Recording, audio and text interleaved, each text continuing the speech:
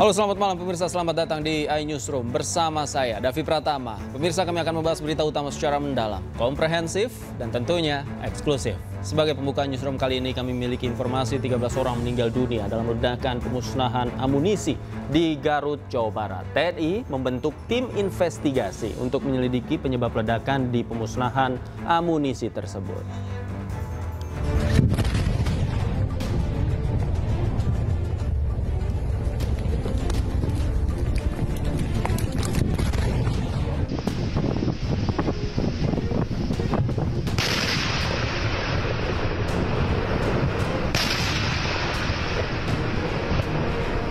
Jauh tuh lemparnya.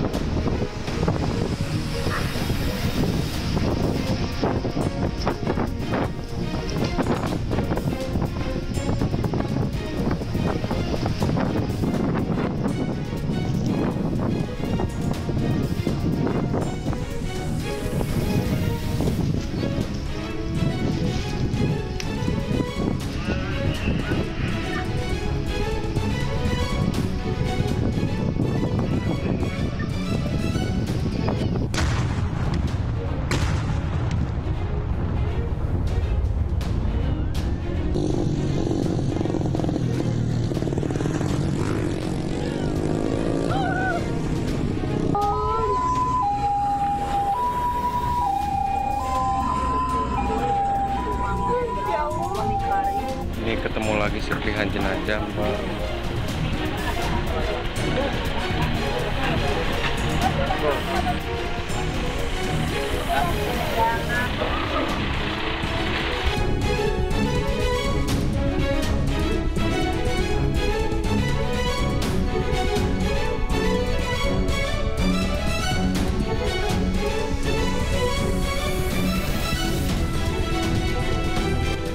Alhamdulillah, siswa selamat di TKA.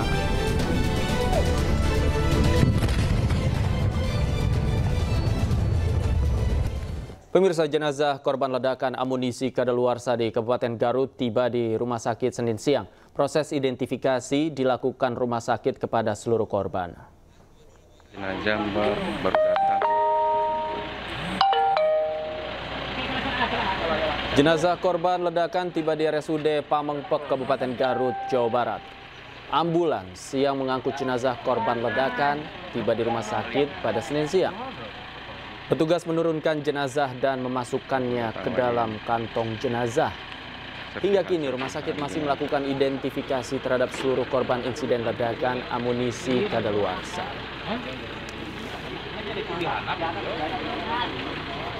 Sementara itu, relawan ambulans mengungkap ada 13 orang yang tewas akibat ledakan tersebut. Korban ledakan terdiri dari aparat TNI dan masyarakat sipil. Informasi di lokasi, saya sebagai tim relawan LSM GSMB, itu yang A1 adalah hanya 13 orang. 13 orang, aparat TNI hanya 4, masyarakat 9.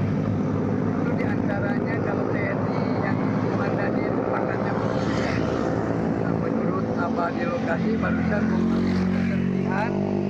Alhamdulillah, karena masih banyak ambulans yang menunggu standby di rumah sakit, karena banyak masyarakat, keluarganya yang membutuhkan, takutnya diantar ke rumah sakit. Pemirsa, 13 orang tewas akibat insiden ledakan saat pemusnahan amunisi tak layak pakai di Kabupaten Garut, Jawa Barat. 4 diantaranya anggota militer dan 9 lainnya adalah warga sipil. Insiden ledakan yang terjadi Senin pagi ini menewaskan 4 anggota TNI. Di antaranya Kolonel CPL Antonius Hermawan, Mayor CPL Andaro Handa, Kopda Eri Dwi Priambodo, dan Pratu Aprio Setiawan. Sementara itu, 9 korban tewas lainnya merupakan warga sipil yang berada di sekitar lokasi ledakan.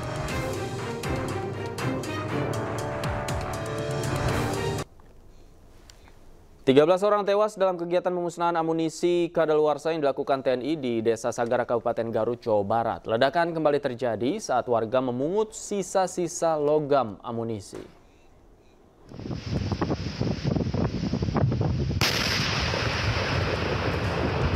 Ledakan dahsyat terjadi di Desa Sagara, Kabupaten Garut, Jawa Barat saat kegiatan pemusnahan munisi tidak layak pakai oleh aparat militer. 13 orang terdiri dari 4 anggota TNI dan 9 warga sipil dilaporkan tewas. Seluruh korban saat ini sudah berada di RSUD Pamengpeuk, Kabupaten Garut. Pemusnahan yang dilakukan di lahan milik Balai Konservasi Sumber Daya Alam ini sebenarnya sudah rutin dilakukan. Namun kali ini terjadi ledakan susulan dan menewaskan sejumlah orang yang berada di sekitar lokasi. Diduga warga mendekat ke area setelah ledakan awal untuk memungut sisa-sisa logam dari munisi. Tanpa disadari, masih ada bahan peledak yang masih aktif dan kemudian meledak kembali. Ledakan inilah yang menyebabkan banyak korban jiwa. Dari Garut, Jawa Barat, Tim Liputan iNews melaporkan. Kadispen TNI Angkatan Darat Brigjen Wahyu Yudayana mengatakan ledakan terjadi saat tim menyusun amunisi ke dalam lubang. Akibat ledakan tersebut 13 orang meninggal dunia yang terdiri dari 4 anggota TNI dan 9 orang warga sipil. Tim penyusun munisi menyusun detonator di dalam lubang tersebut. Secara tiba-tiba terjadi ledakan dari dalam lubang yang mengakibatkan 13 orang meninggal dunia. Adapun data yang meninggal dunia adalah 4 orang dari anggota TNI Angkatan Darat, yaitu Kepala Gudang Pusat Munisi 3 Pusat Peralatan TNI Angkatan Darat, Kolonel Korps Peralatan Antonius Hermawan, Kepala Seksi Administrasi Pergudangan Gudang Pusat Munisi 3 Pusat Peralatan Angkatan Darat, Mayor Korps Peralatan Anda Rohanda, dan 2 orang anggota Gudang Pusat Munisi 3 Pusat Peralatan TNI Angkatan Darat, yaitu Kopda Eri Priambodo dan Pratu Aprio Seriawan. Lalu berkaitan dengan korban masyarakat sipil, itu ada 9 orang, yaitu Saudara Agus, Saudara Ipan, Saudara Anwar, Saudara Ius, Saudara Ius Rizal, Saudara Toto, Saudara Rustiawan, Saudara Endang. Saat ini semua korban yang meninggal dunia sudah dievakuasi ke RSUD Pamengpeuk untuk dilakukan tindakan selanjutnya. Selain melaksanakan penanganan terhadap para korban, upaya yang dilakukan saat ini adalah berkoordinasi dengan aparat terkait untuk mengamankan lokasi peledakan sampai benar-benar aman untuk warga masyarakat sekitar. Pasca ledakan yang menewaskan 13 orang di Desa Sagara, Kecamatan Cibalang, Kabupaten Garut, Jawa Barat, Gubernur Jawa Barat Deddy Mulyadi mengucapkan ucapan bela sungkawa kepada seluruh korban. Dalam media sosialnya, Deddy Mulyadi mengaku sangat prihatin dengan tragedi ledakan yang menewaskan 13 orang yang terdiri dari anggota TNI dan warga sipil.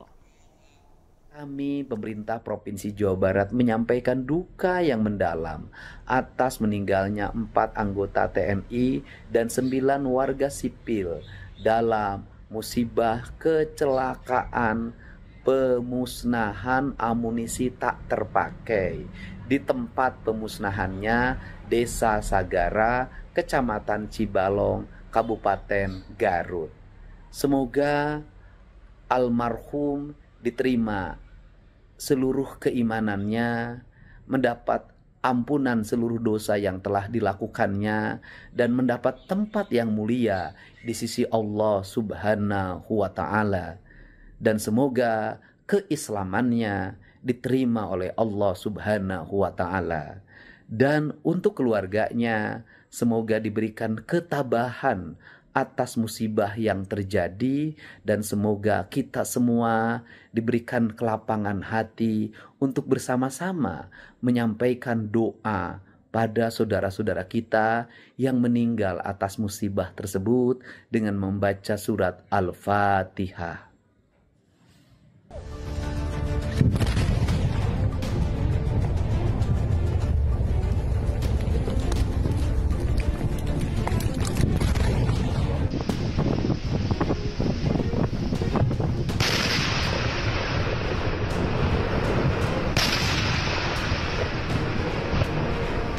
Jauh tuh lemparnya.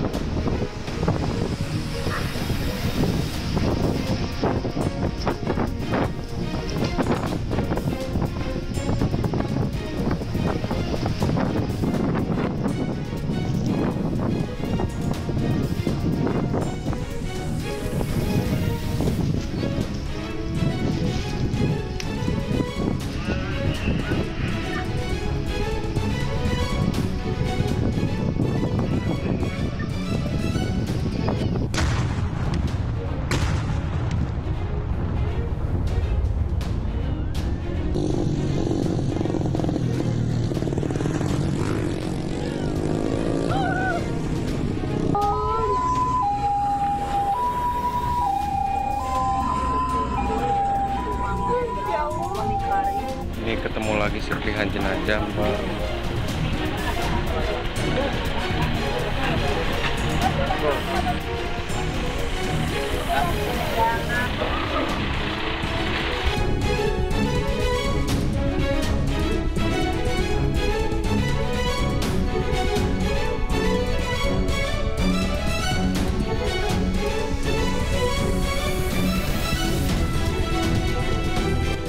Alhamdulillah, siswa selamat di TK.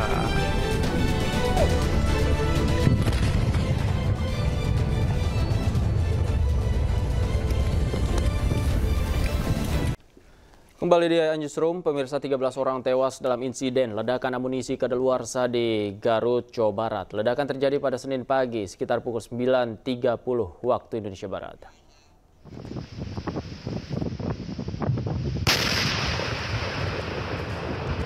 Ledakan dahsyat terjadi di Desa Sagara, Kabupaten Garut, Jawa Barat saat kegiatan pemusnahan munisi tidak layak pakai oleh aparat militer. 13 orang terdiri dari 4 anggota TNI dan 9 warga sipil dilaporkan tewas. Seluruh korban saat ini sudah berada di RSUD Pamengpeuk, Kabupaten Garut. Pemusnahan yang dilakukan di lahan milik Balai Konservasi Sumber Daya Alam ini sebenarnya sudah rutin dilakukan. Namun kali ini terjadi ledakan susulan dan menewaskan sejumlah orang yang berada di sekitar lokasi. Diduga warga mendekat ke area setelah ledakan awal untuk memungut sisa-sisa logam dari munisi. Tanpa disadari, masih ada bahan peledak yang masih aktif dan kemudian meledak kembali.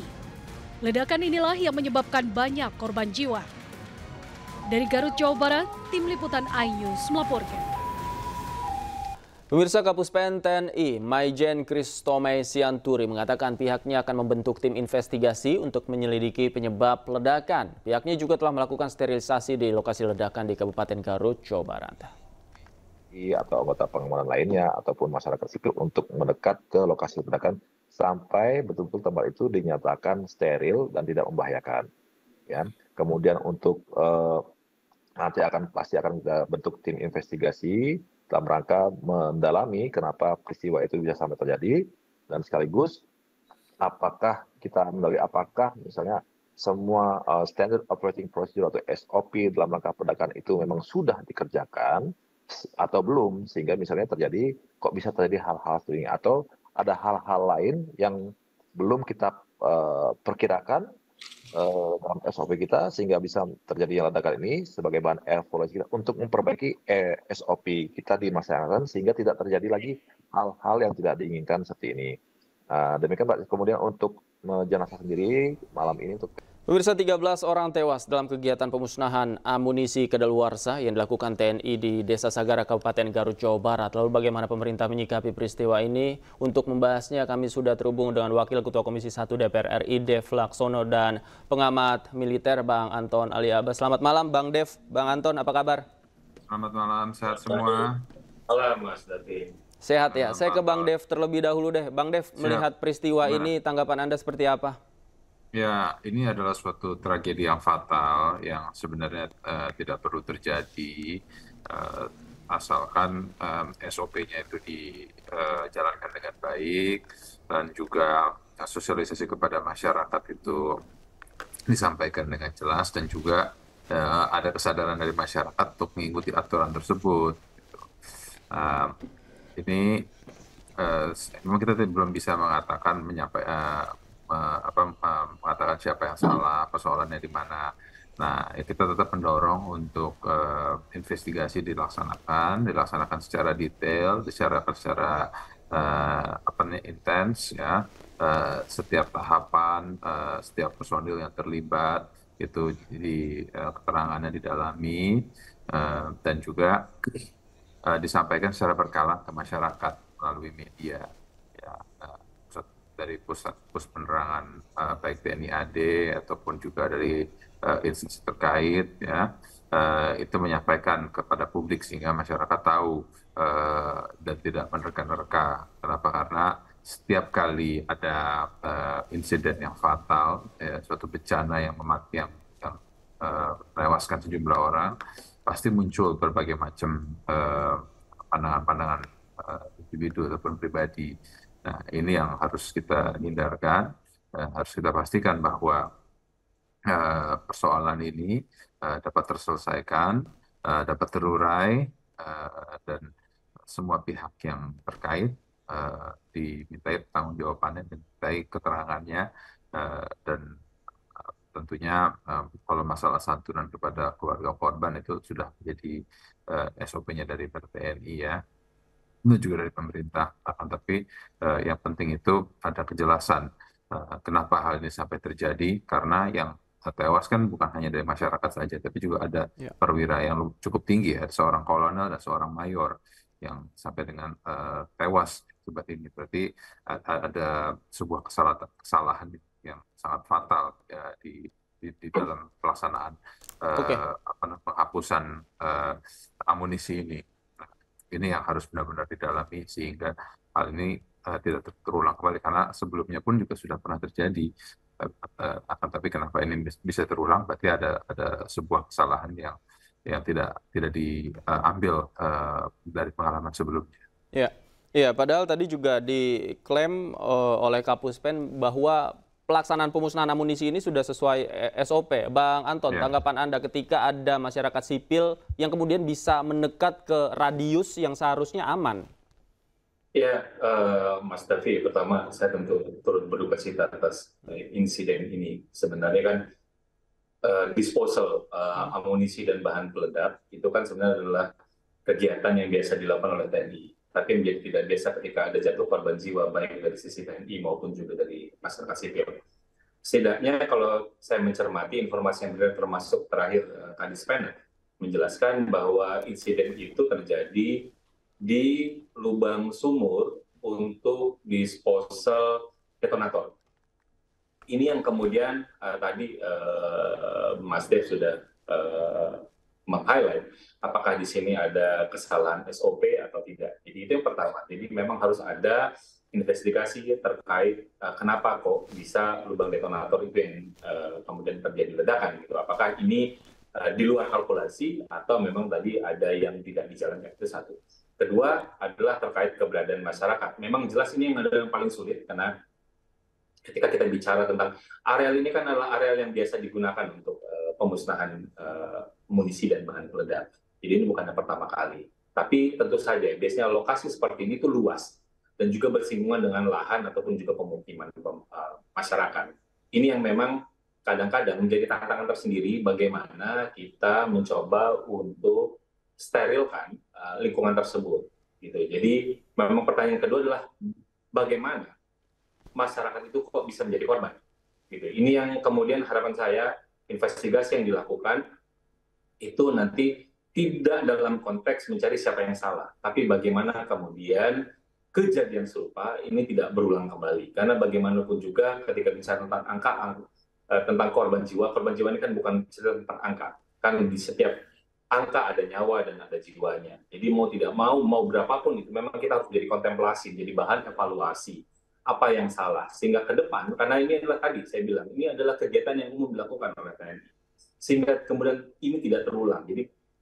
Jadi titik beratnya adalah bagaimana perbaikan itu ditujukan untuk memitigasi, mengecilkan ruang dari peristiwa yang tidak kita harapkan ini. Ini Mas Davi. Oke, Bang Dev, kalau dari Komisi 1, investigasi ini bisa dimulai dari mana agar outputnya tadi efektif tidak hanya bicara soal angka korban yang meninggal dunia, namun memang ya hal ini tidak terjadi lagi kemudian hari.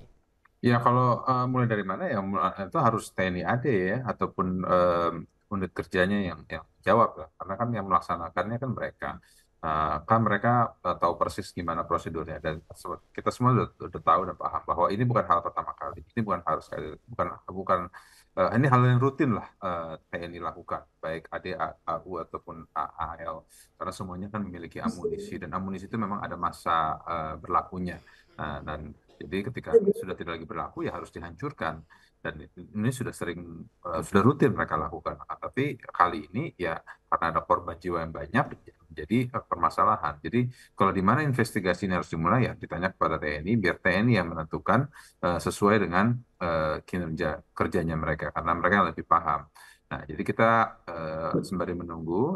Jangan langsung mengambil kesimpulan, jangan langsung menuduh ini akibat itu karena ini karena itu ya. Kalau ada kelalaian ya pastikan ada kelalaian karena kalau tidak ada kelalaian tidak akan ada korban jiwa.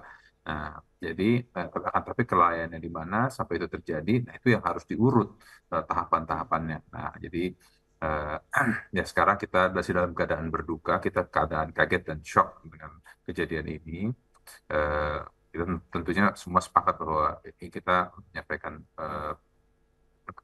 rasa berduka yang amat dalam kepada korban yang meninggal dan kita turut mendoakan kepada mereka yang ditinggalkan dan akan tapi kita kembalikan kepada TNI untuk melakukan investigasi yang detail kenapa hal ini bisa terjadi. Baik, saya ke Bang Anton. Bang Anton, idealnya ketika kegiatan seperti ini dilakukan, prosedur pengamanannya seperti apa sih? Mungkin masyarakat bertanya-tanya, apakah yang ada di sana adalah warga sekitar atau memang lahannya di sekitar permukiman dan lain sebagainya. Idealnya SOP-nya seperti apa, Bang Anton? Ya, sebenarnya dari Kementerian Pertahanan dan juga TNI itu sudah punya pedoman, tunjuk pelaksanaan, tunjuk teknis hingga SOP terkait hal ini. Jadi sudah sangat detail sebenarnya. Dan itu juga berjenjang, mulai dari Kemhan tugasnya apa, Mabes TNI, Mabes Angkatan, hingga Satker yang terkecil. Itu satu. Kedua, ngomong tentang tadi, batas aman dan lain-lain, setiap amunisi dan bahan peledak itu punya kriterianya. Jadi penanganannya juga berbeda-beda, termasuk juga nanti ketika berapa banyak yang didisposal dan lain-lain, itu juga akan ada hitung-hitungan seberapa besar nanti daya ledaknya, gitu, dan juga bagaimana tentang jarak amannya. Jadi sebenarnya dari TNI sendiri itu sudah SOP-nya sudah matang sekali. Gitu. Jadi inilah kemudian bagi saya ketika kita bicara tentang tim investigasi ini, harapannya tadi bagaimana kemudian bisa secara komprehensif mengevaluasi mulai dari tataran kebijakan sampai SOP. Jadi tidak hanya berhenti menyalahkan satu dua, jangan-jangan gitu misalnya dari SOP yang ada yang tadinya kita sudah bayangkan, itu ternyata ada aspek misalnya dinamika masyarakat. Karena bagaimanapun juga tadi kita bicara tentang pengamanan, itu juga nggak mudah. Pengelolaan luas wilayah ini nggak mudah. Jadi pengalaman saya misalnya ketika saya sekolah dan lokasinya juga memang tempat uji coba bahan peledak, kami itu sebelum pelaksanaan, itu biasanya kami akan ada notifikasi bahwa nanti akan ada uji coba bahan peledak, nanti kodenya apa, tandanya apa, kemudian apa yang harus dilakukan, dan lain-lain. Dan itu terus-menerus ketika itu akan disampaikan ketika setiap akan melakukan uji coba. Jadi kami sebagai warga yang di situ, kami aware. Jadi kami sadar. Dan saya pikir ketika kita bicara tentang pengamanan parameter dan lain-lain, memang mau tidak mau ketika lihat luas wilayah seperti ini, keterlibatan masyarakat, bagaimana kemudian melibatkan aparat pemerintah daerah dan juga tokoh masyarakat menjadi penting. Kenapa? Karena pengelolaan keamanan itu nggak mudah. Gitu. Jadi dengan kata lain, bahwa ketika kita bicara bagaimana pendekatan terkait edukasi dan juga meningkatkan kesadaran masyarakat, itu juga butuh untuk ditinjau ulang. Apa yang memang harus kita tambahkan dan lain-lain. Itu Mas Dar. Oke, saya ke Bang Dev. Bang Dev, ya. Bagaimana kemudian Komisi 1 mengawal investigasi yang akan dilakukan oleh TNI? Ya, tentunya kita akan, seperti tadi sampaikan ya, kita akan meminta agar hasil investigasi itu disampaikan secara berkala ke media. Jadi pada saat nanti ada kesempatan kita rapat, pasti akan dipaparkan secara detail. Akan tapi sembari waktu berjalan, ketika tim itu sudah mulai dibentuk, investigasi sudah mulai berjalan, agar dipaparkan ke masyarakat sehingga masyarakat tahu bahwa TNI tidak menutup-nutupin kejadian ini. Bila ada kesalahan, ya kesalahan proseduralnya, kesalahan personilnya, ya. Itu sampaikan secara terbuka. Jadi apapun itu tidak ada yang ditutupi dan disampaikan secara jelas dan masyarakat bisa paham dan mengerti apa yang terjadi. Oke, iya itu dia yang paling penting. Masyarakat butuh transparansi terhadap update informasi hasil investigasi ini. Terima kasih Bang Dev Laksono sudah bergabung sama kami. Bang Anton juga terima kasih. Selamat malam Bapak-Bapak, sehat selalu. Malam, Mas. Kita ke informasi lain, pemirsa, polisi menangguhkan penahanan mahasiswi pembuat meme Presiden Prabowo dan Presiden ke-7 Republik Indonesia Joko Widodo. Pemerintah pun mengusulkan anak muda yang kritis lewat meme sebaiknya dibina, bukan dihukum. Untuk keluarga kami yang ditahan.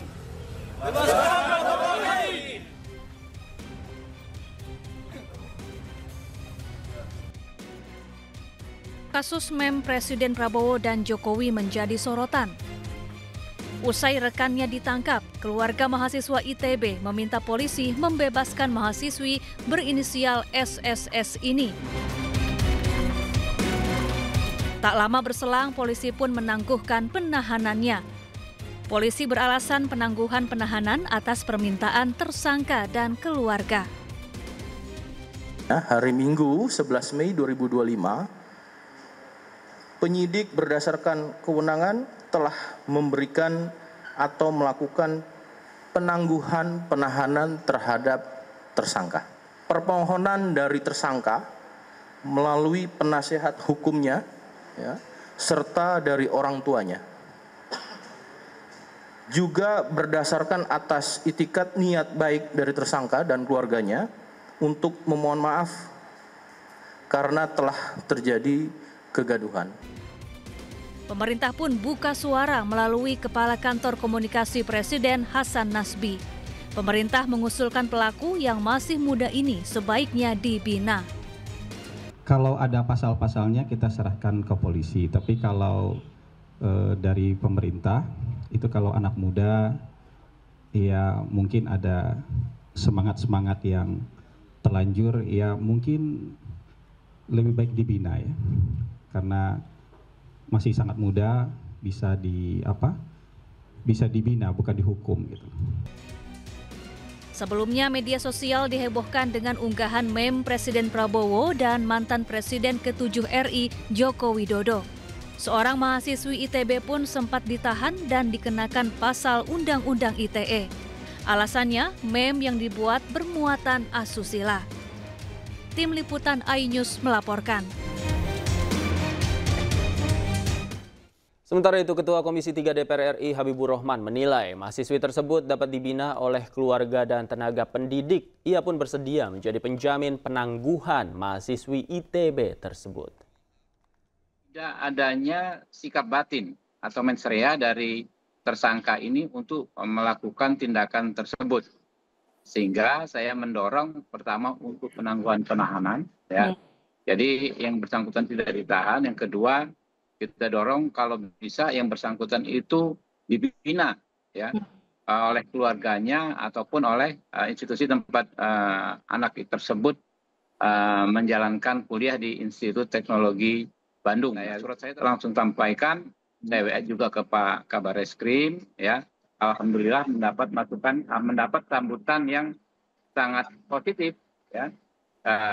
Langsung yang bersangkutan mendapatkan penangguhan penahanan. Saya pikir ini adalah bentuk sikap yang sangat bijaksana dari institusi Polri ya, di mana restoratif justice atau keadilan restoratif benar-benar diterapkan ya. Padahal kalau kita mengacu kepada regulasinya ya, KUHP yang mengatur soal restoratif justice pasal 36 itu kan baru berlaku tanggal 1 Januari 2026. Polisi memeriksa nahkoda dan 5 anak buah kapal motor 3 putra yang kecelakaan di perairan Malabero hingga menyebabkan 7 wisatawan tewas. Selain itu, aktivitas wisata Tiga Putra ke Pulau Tikus Bengkulu juga dihentikan sementara.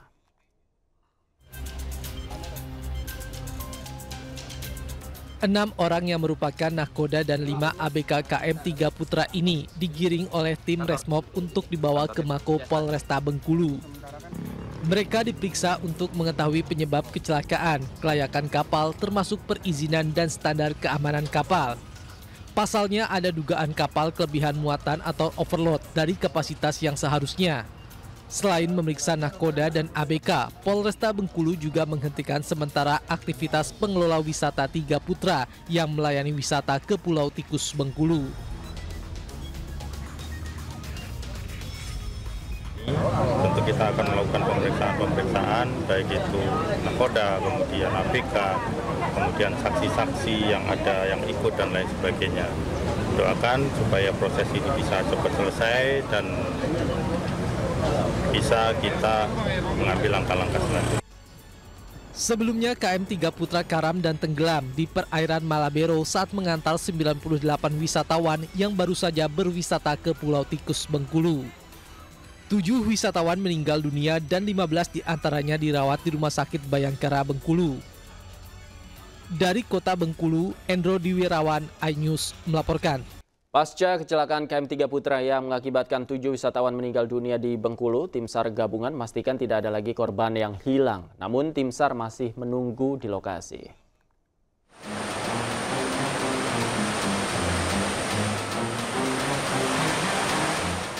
Hingga Senin pagi, dari 98 korban wisatawan yang menaiki kapal motor Tiga Putra, seluruh korban telah terkonfirmasi dan tidak ada korban lagi yang dinyatakan hilang.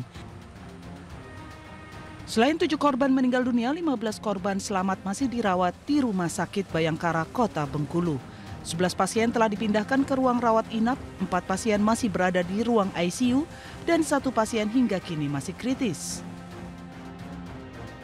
Meski seluruh korban telah terdata, tim SAR gabungan tetap melakukan apel siaga di lokasi. Jika ada laporan korban lainnya, tim SAR akan langsung turun melakukan pencarian.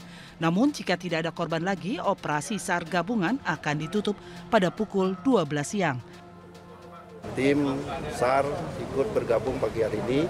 Kita standby ya, melaksanakan penyisiran ya terhadap kejadian, terutama barang-barangnya mungkin masih ada yang bisa ditemukan, termasuk masih menunggu konfirmasi dari korban ya. Mungkin pagi hari ini akan datang kembali. Ada laporan-laporan tentu harus kita terima, dan nanti jam 12 ya kegiatan ini akan kita tutup. Adapun lokasi kejadian karamnya kapal motor Tiga Putra berada di pantai Malabero, Bengkulu, tepatnya di belakang Mes Pemda. Saat ini di lokasi hanya menyisakan puing-puing kapal yang hancur dihantam gelombang. Tim SAR juga akan melakukan pencarian skala kecil untuk mencari barang-barang milik para korban yang hanyut saat kecelakaan terjadi. Dari Kota Bengkulu, Endro Dwiwirawan, iNews melaporkan.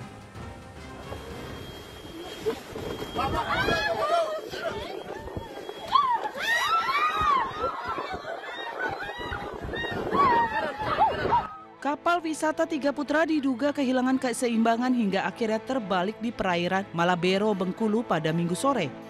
Kecelakaan kapal wisatawan terjadi saat cuaca buruk, akibatnya 7 orang dilaporkan tewas.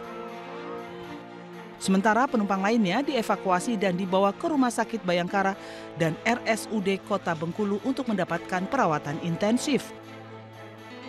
Saat kejadian, kapal pengangkut 98 wisatawan, 5 ABK dan 1 nahkoda yang baru saja berwisata ke Pulau Tikus. Pihak berwenang masih berupaya mengumpulkan data dan melakukan pendataan terhadap para korban. Dari Bengkulu, Endro Dwiwirawan, iNews melaporkan. Kita ke informasi lain, pemirsa. Pemprov Jakarta dan Polda Metro Jaya berkomitmen memberantas premanisme terutama yang berkedok ormas dan kerap meresahkan masyarakat. Pasukan Satpol PP juga dikerahkan untuk mengatasi premanisme.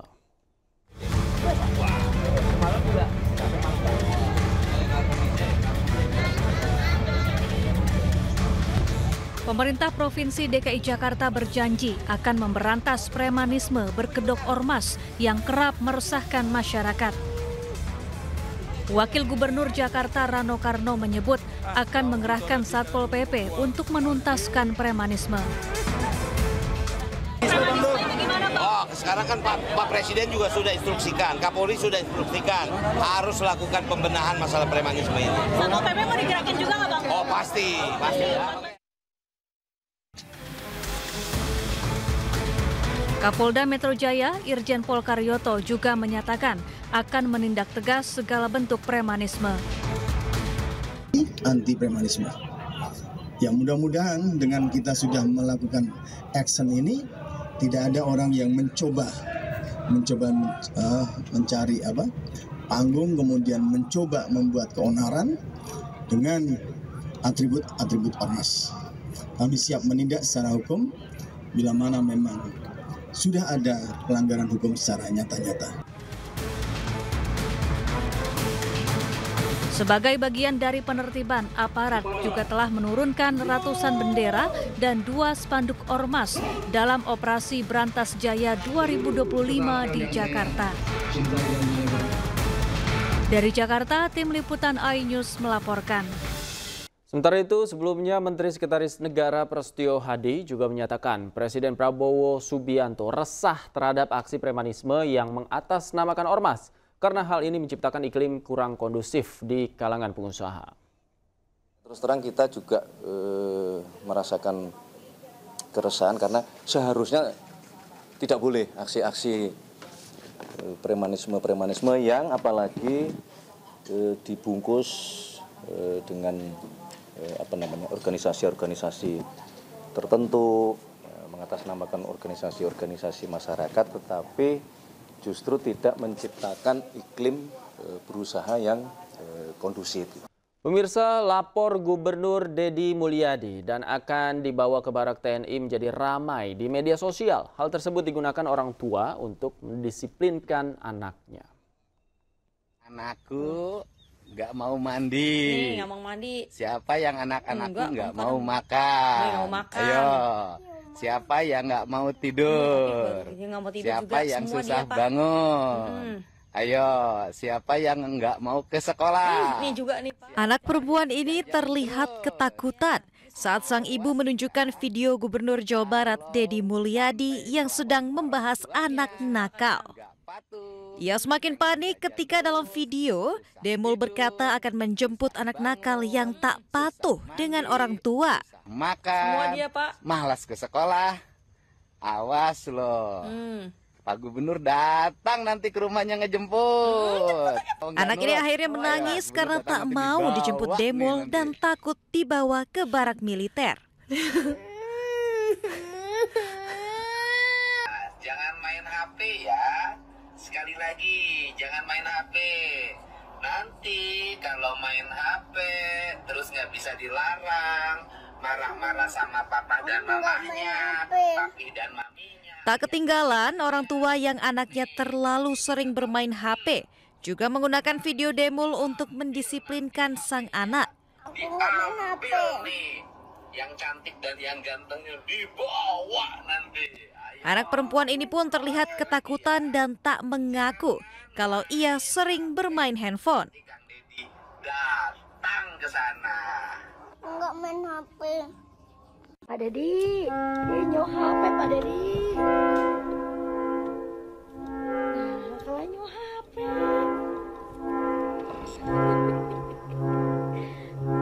Pak Deddy. Semakin banyak orang tua yang menggunakan Demul untuk mendisiplinkan anak, mulai dari menghentikan anak main game online atau bermain HP, hingga menyuruh anak belajar.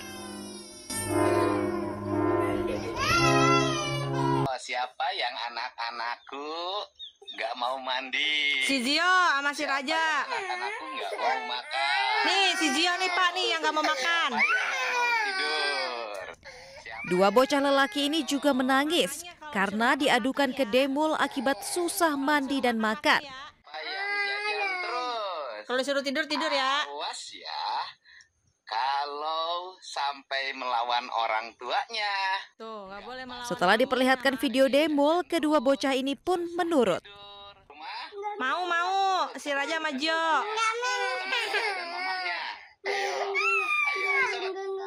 Ayo, nanti Pak Gubernur datang loh. Kalau nggak nurut, ayo Gubernur datang nanti dibawa nih. Sementara itu, staf khusus Gubernur Jakarta Chiko Hakim menilai Deddy Mulyadi salah perhitungan atas besaran APBD Jakarta dibandingkan jumlah warganya. Menurutnya, jika seluruh warga Jakarta mendapat 10 juta rupiah, maka dibutuhkan anggaran sebesar 240 triliun rupiah.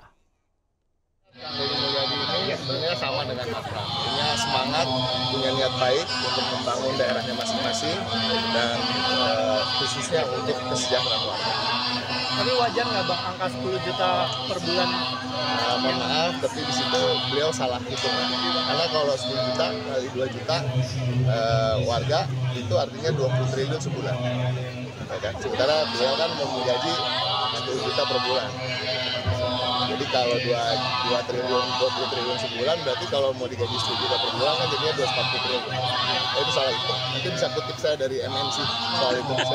Tapi intinya saya tidak mau mencemooh atau apa. Artinya Kang Deddy mungkin terlalu semangat sehingga sampai salah hitung gitu aja. Tapi saya tetap mengapresiasi Kang Deddy sebagai salah satu gubernur terbaik di Indonesia saat ini. Dan sama niatnya sama Mas Pram untuk menjaga warga. Sementara itu, Hari Raya Waisak yang jatuh pada hari ini dirayakan oleh umat Buddha di Vihara Dhamma Cakka Jaya di kawasan Sunter, Jakarta Utara. Prosesi ibadah dimulai pada pukul 9 pagi, ditandai dengan dibunyikannya genta dan tambur. Kemudian Biku Sangha memasuki tempat ibadah, membacakan sabda Buddha serta memimpin doa. Umat Buddha yang mayoritas datang bersama keluarga pun berdoa dan bermeditasi. Tercatat ada 6.000 umat Buddha yang beribadah Waisak di Vihara Dhamma Cakka Jaya ini. Di tahun ini Waisak mengusung tema kebijaksanaan sebagai dasar keluhuran bangsa.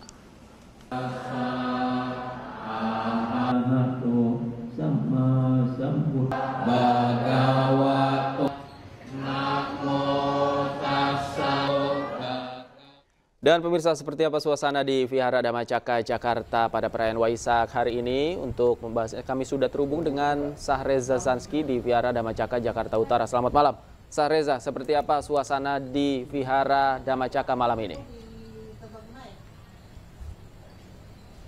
Ya, selamat malam Davi dan juga pemirsa, betul sekali jelang adanya perayaan Waisak ataupun detik-detik Waisak nanti yang dimulai pada pukul 23.15 waktu Indonesia Barat.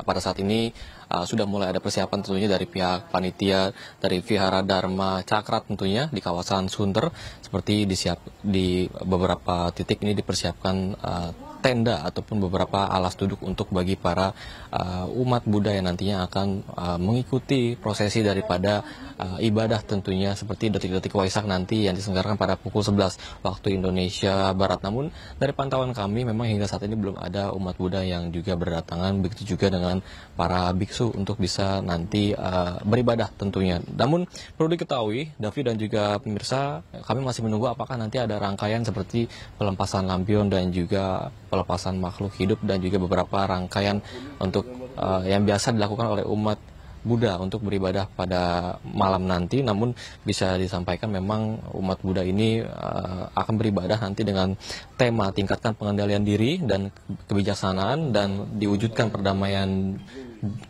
dunia tentunya. Dan ini memang dimaksudkan bagi para umat Buddha untuk memperingati 3 peristiwa penting dalam kehidupan Buddha Gautama, seperti yakni kelahiran, pencerahan agung, dan juga wafatnya Sang Buddha. Namun terlepas dari itu, Davi, kami masih menunggu apakah nanti para jemaah Buddha boleh akan berdatangan untuk melaksanakan ibadah yang nanti akan dimulai pada pukul 11.15 malam waktu Indonesia Barat. Namun bisa dipastikan sejumlah persiapan sudah mulai dilakukan seperti tempat untuk fokus beribadah para umat Buddha dan juga beberapa rangkaian pendukung lainnya untuk beribadah pada malam nanti. Sementara itu, Davi, kembali ke Anda. Baik, terima kasih Sahreza melaporkan langsung dari Vihara Dhamma Cakka Jakarta Utara. Selamat bertugas kembali. Pemirsa, perayaan Hari Raya Waisak 2569 Buddhist Era di Vihara Ekayana Arama, Jakarta Barat menjadi momen spiritual sekaligus persaudaraan bagi umat Buddha. Perayaan ini dihadiri langsung oleh Menteri Agama Nasaruddin Umar yang menggelorakan pesan toleransi dan kebersamaan dalam kebinekaan.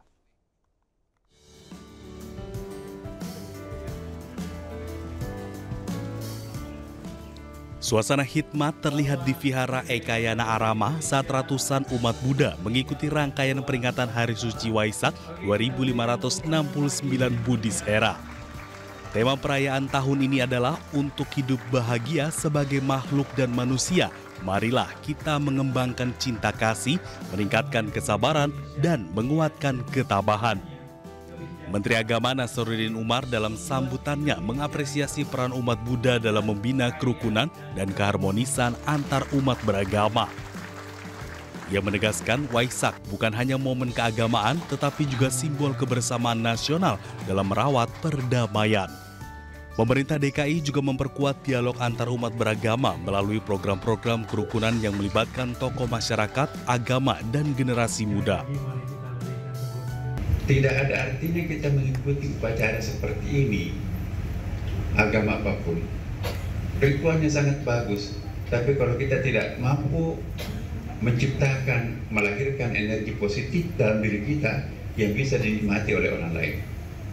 Apapun dan siapapun orang lain. Karena kalau orang sudah bersih batin dan pikirannya, nggak ada lagi orang lain. There is not the others.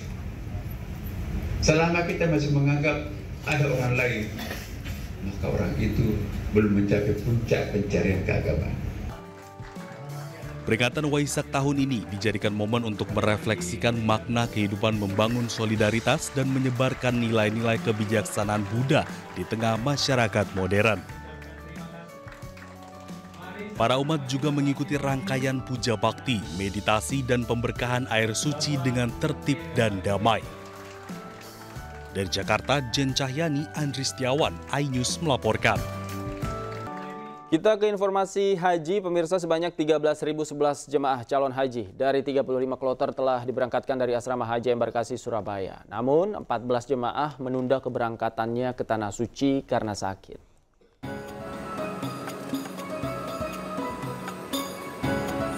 (13.011 jemaah calon haji dari 35 kloter telah diberangkatkan ke Tanah Suci dari Asrama Haji Embarkasi Surabaya, Jawa Timur. Pemberangkatan jemaah calon haji dilakukan di Hall Bir Ali, Asrama Haji Embarkasi Surabaya. Masing-masing kloter yang diberangkatkan berjumlah 380 jemaah calon haji. Dari total 35 kloter yang telah berangkat, masih ada 14 jemaah calon haji yang menunda keberangkatannya. Rinciannya, 7 calon haji sakit dan masih dirawat di Rumah Sakit Haji Surabaya, dan 7 calon haji lainnya merupakan pendamping calon haji yang sakit. 13.011 jamaah sampai kloter 35 hari ini. Pak, untuk jemaah ini penuh atau ada yang open seat? Ada yang open seat karena sakit. Sakitnya apa kita, Pak? Sakitnya ya kebanyakan sakit karena tua ya, karena gula darah, karena tensi, karena jantung, ya sakitnya orang tua. Sementara itu, 4 kloter jemaah calon haji lainnya sudah tiba di Asrama Haji Embarkasi Surabaya yang berasal dari Lumajang dan Bondowoso. Dari Surabaya, Yuda Prawira, iNews melaporkan. Pemirsa, bagi jemaah calon haji ada sejumlah imbauan atau larangan ketika berada di kawasan Masjidil Haram. Salah satunya adalah merokok. Merokok bukan hanya dilarang, tapi pelakunya bisa terkena hukuman berat.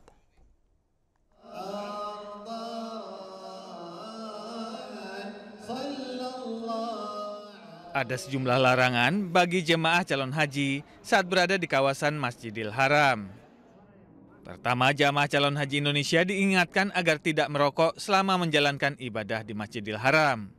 Ada hukuman berat bagi jemaah yang merokok di Masjidil Haram. Yang kedua, jemaah juga dilarang membuang sampah sembarangan di lingkungan Masjidil Haram. Ketiga, jangan sembarangan memungut benda tercecer di kawasan Masjidil Haram karena akan terekam oleh kamera pengawas atau CCTV. Jika melihat benda tercecer, jemaah bisa menghubungi askar atau polisi setempat. Himbauan kepada jamaah agar jamaah itu jangan pernah sekali-sekali merokok. Merokok di lingkungan Masjidil Haram, Masjidil Nabawi, apalagi sampai di dalamnya. Ini bukan hanya diberikan denda, tapi juga ada hukuman selama 6 hari bagi jamaah atau petugas juga yang melanggar itu. Yang keempat, jangan membentangkan tanda-tanda kelompok atau spanduk. Tindakan tersebut sangat dilarang oleh otoritas tempat. Terakhir, jangan berkerumun terlalu lama karena akan langsung didatangi oleh pihak keamanan. Dari Mekah, Arab Saudi, Gigih Irfan, iNews melaporkan.